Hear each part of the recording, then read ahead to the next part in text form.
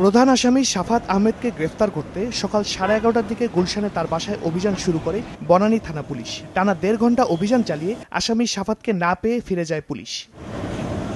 এ সময় পুলিশ সদস্যরা সাংবাদিকদের জানায়, আসামি শাফায়াতকে ধরতেই চালানো হয়েছে এই অভিযান। একই সঙ্গে অপর 2 আসামির বাসায়ও অভিযান চালানো হয়েছে বলে জানায় পুলিশ। না আসামি নাই, আমরা পাসপোর্টটা থাকলে আমরা সার্চ করতেছি, পাসপোর্টটা আমরা না এরকম অন্য 2 আসামির বাসায় কি আপনারা গিয়েছিলেন? হ্যাঁ, সব জায়গায় আমরা সব আসামির বাসায় যাচ্ছি। কাউকে পাওয়া যায়নি এখনো?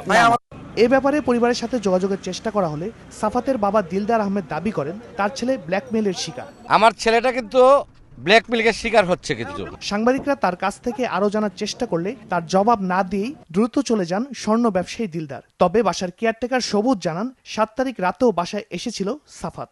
আসতেই গেছে বাসাতে, তার বাসাতে তো সে আসবেই অবশ্যই।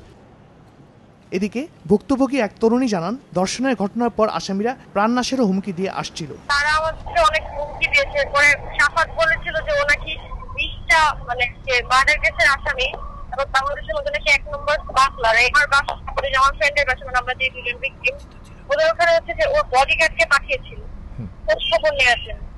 অনেক মানুষ বলছে যে আমাদের কাছে তো ওদের ভিডিও আছে এরকম। তো আমরা না পেরে আর কি পুলিশের কাছে হেল্প চাইছি, একদম হেল্পলেস ছিলাম।